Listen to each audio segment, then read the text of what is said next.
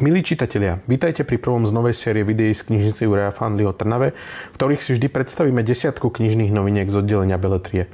No a tento premiérový diel by som chcel odštartovať knižkou od švédskej autorky Mary Hermansson, ktorá vyšla v češtine pod názvom Morový ostrov.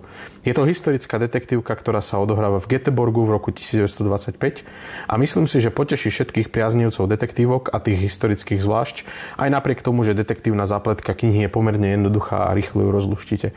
Knižka má totižto vynikajúce postavy, výborne vyskladovaný dej a autorka majstrovsky využila prostredie Göteborgu, ktoré je pre ňu domáce, no pre mnohých z našich čitateľov celkom neznáme. Aj druhá knižka dnešného výberu patrí medzi detektívne romány, avšak tentokrát sa jedná o súčasný príbeh Aniel smrti z pera dobre známeho Roberta Brinzu.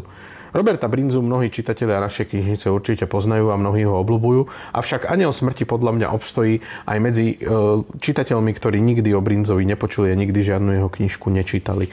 Knižka má excelentnú hlavnú hrdinku, výbornú zápletku a nepredvídateľného páchateľa, ktorý určite potrapí každého jedného fanúšika detektívok. Trojicu detektívne ladených príbehov pre tentokrát uzatvára thriller Neonová cizinka z pera českého autora Filipa Kloudu. Neonová cizinka je príbehom mladej českej filmárky Alex, ktorá sa vydáva do Japonska, aby hľadala svoju dávno stratenú sestru a pritom sa samozrejme zapletie do vecí, ktoré siahajú o mnoho hlbšie, než ona sama tuší. Autor veľmi zručne využíva retrospektívu, neprezradí čitateľovi viac než je nutné a udrží vás v napätí až do poslednej strany aj vďaka niekoľkým vynikajúcim dejovým zvratom. Tie v kombinácii s naozaj hnusnými záporákmi sa postarajú o veľmi hutný čitateľský zážitok. Ak nemáte práve chuť na detektívku alebo preferujete vo svojich knihách ťažšie témy, skúste siahnuť napríklad po veľmi zaujímavom ekologickom sci-fi Hora v mori od Reana Ehlera.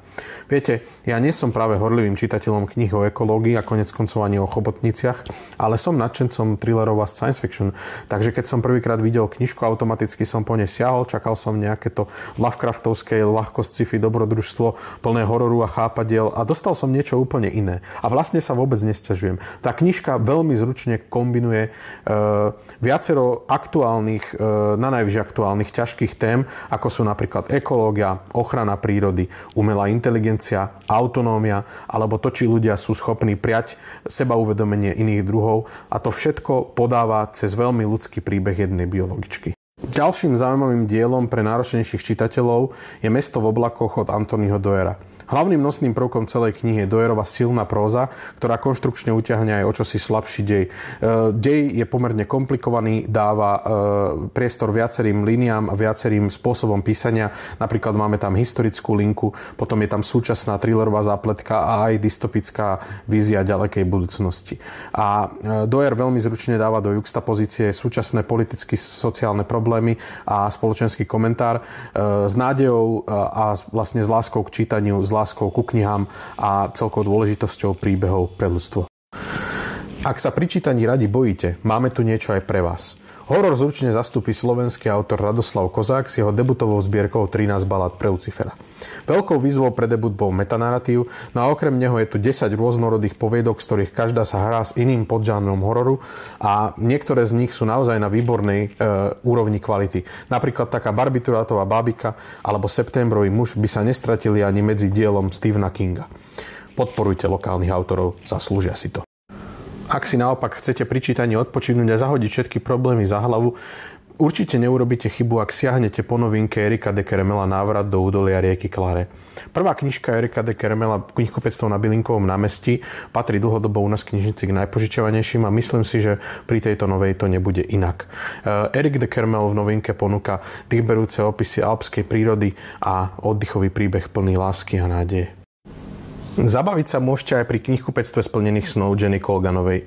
Už v úvode vás autorka dostane na tú správnu knihomolskú vlnu a ak ste niekedy túžili zahodiť celý svoj život za hlavu, presťahovať sa do Škótska a otvoriť si jednoduché knihkupectvo v starej dodávke a predávať v dedinách knihy, tak toto je knižka priamo pre vás, aspoň cez jej stránky a očami jej hrdinky si môžete takýto život na chvíľku vyskúšať.